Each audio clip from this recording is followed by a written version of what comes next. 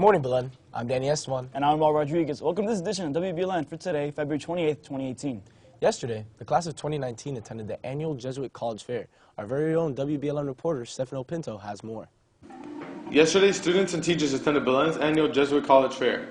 Students were informed by several Jesuit collegiate representatives around the nation. These Jesuit schools are an option for students attending Belen because they offer large amounts of financial aid. The Jesuit values is what connects Belen and these universities together yearly. Jesuit College Fair is an awesome opportunity for our junior students to become familiar with some of the Jesuit universities in our country, and they come right here to our backyard, so they don't have to go anywhere, and it's a great opportunity for them to ask questions, learn about the Jesuit universities, which we always encourage our students to apply to at least one, because not only are they awesome academically, but they are also very good with scholarships for our students. The Jesuit College Fair was very lovely, very fun. All the proctors were very nice. They introduced me to other schools, and it really got me intrigued and ready for college. For any more questions on these universities, please contact the College Counseling Department. Reporting for WBLN, I'm Stefano Pinto. The yearbook staff made goodie boxes for the yearbook staff from Marjorie Stoneman Douglas High School to help them finish their deadlines. The care packages include treats and notes from students. Box will be delivered this week. So the yearbook staff here got together and we all pitched in $10 or $15 to make little goodie boxes for the yearbook staff at Stoneman Douglas, because to finish a book in a few weeks after a tragedy like that is very hard on the students and the staff. So we just wanted to help them out. 14 days after a shooting rampage claimed 17 lives, students at Marjorie Stoneman Douglas High School returned to the scene of the crime.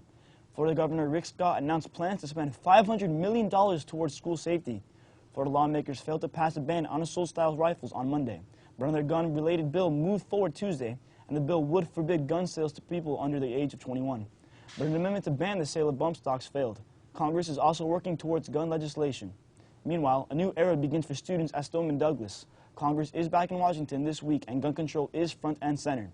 It was also a major topic of discussion during President Trump's gathering with state governors on Monday. But what if anything, will be done? Brandon Lubian has more.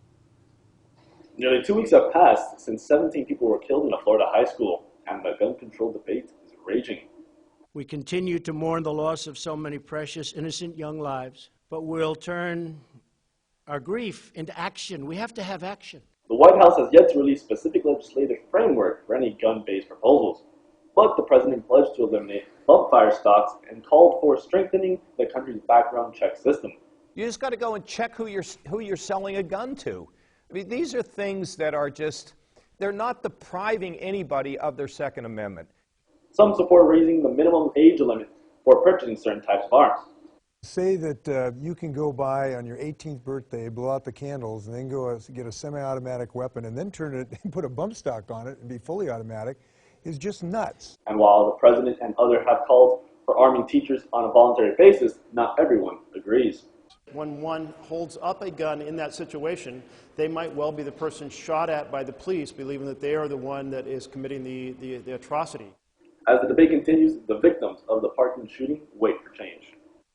I feel angry. Angry that we let this happen. Angry that we did not solve this problem a long time ago. For WBLN reporting, I'm Brandon Lubian. On Monday, an amendment to a Florida bill that calls for banning weapons like the one used in the Parkland shooting failed to pass. Thank you, Brandon. For many Christians, coming to Jerusalem to retrace the steps of Jesus is a trip of a lifetime.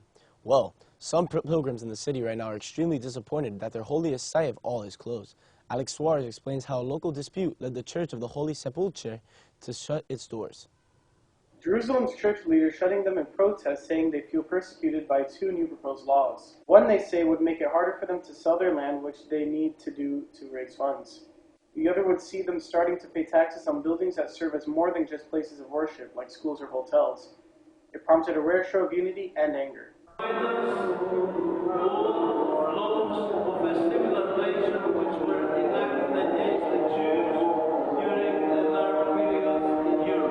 Rachel Azaria is the Israeli lawmaker who sponsored the new property law. She says it's not about targeting Christians, it's about providing security to people living in homes previously sold off by the church to private investors. The bill has nothing to do with the church. It's all about land that was sold by the churches. We're very happy when the church owns the land. That is fine with us. We get along with them very, very well. It's only about taking care of these thousands of families that we don't want them to lose their homes. Jerusalem Mayor Nir Barkat, who is driving the new taxation law, says it's about correcting an imbalance that has unfairly favored the church to the tune of nearly $200 million. He tweeted, "We will no longer require Jerusalem's residents to bear or subsidize this huge debt." In normal times, the Church of the Holy Sepulchre is one of Jerusalem's most visited spots. Today, with the doors closed, pilgrims worshipped outside. In general, I support Israel, but not in this case. My politics are changing. I think they're just being stubborn about it. I mean, the church is a church, and you should be able to go into it no matter what. Pilgrims prayed for a resolution. Politicians and church leaders are talking, but if they fail, Jesus' tomb could once again be closed. For WBLN, I'm Alex Suarez.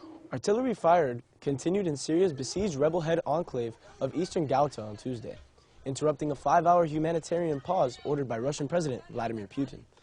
Russia, a key ally of the Syrian regime, on Monday ordered a daily pause in hostilities as the video posted by the White Helmets today shows the volunteer group rescuing a number of children from under the rubble.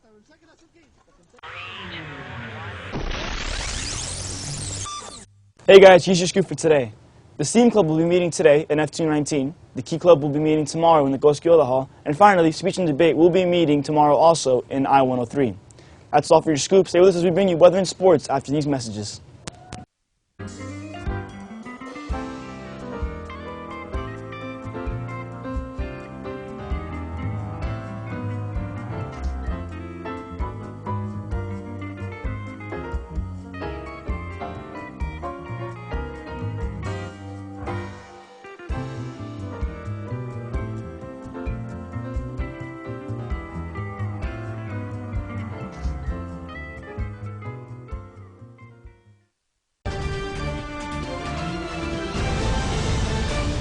Good morning, Wolverines. It's an amazing day out there, a little average for the weather.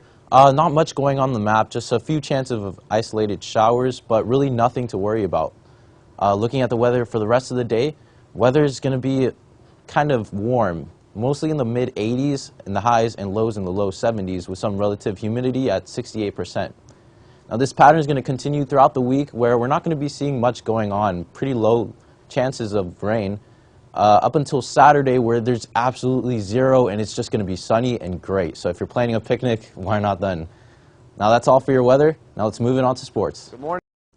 Hello Wolverine Nation. The Belen Jesuit track and field team began its home season quad meet by scoring 133 points to finish in first place. Event winners for the Wolverines were Eric Labrador in the 110-meter hurdles, Manuel Becerra in the long jump, Javier Fraga in the 300-meter hurdles, Joshua Collins in the 800-meter. Belen Jesuit lacrosse beat Key West 14-2. Nico Smith had 5 goals and 4 assists. Robert Fernandez, 3 goals, 2 assists. Dieter Prussing, 2 goals, 1 assist. Carlos Romero, Diego Horta, and Ray Dellenberg, Mark Adams each had a goal. Rafa Bru went 10 for 10 from the face-off X. Alejandro Cadella had 9 saves for the Wolverines. In sports today, the varsity tennis team plays a route at 4 p.m. The match will take place at Tropical Park. The middle school track and field team will run in the Ransom Invitational at Coral Gables. The baseball team will host Westminster Academy at 3:45, and the varsity baseball team plays the RAL. Game time is 3:30. Belen 16, Coral Gables 4. Water polo, Thomas Curzan, 3 goals, 2 assists. Chaviano, 2 goals, 2 assists. Mendez, 2 goals. Belardi, 1 goal, 2 assists. 5 steals, Puello, 1 goal. Watkins, 1 goal. Gallin, 1 goal. Castillo, 1 goal. Ferguson, 10 saves. Belen, 2-0. Now that's all for sports. Now back to you guys at the desk. Thank you, Mario. Be sure to follow us on YouTube, Twitter, and Facebook for the latest news and pictures. I'm Al Rodriguez. And I'm Danny Espon. From everyone here, have a wonderful day and stay golden, Wolverines.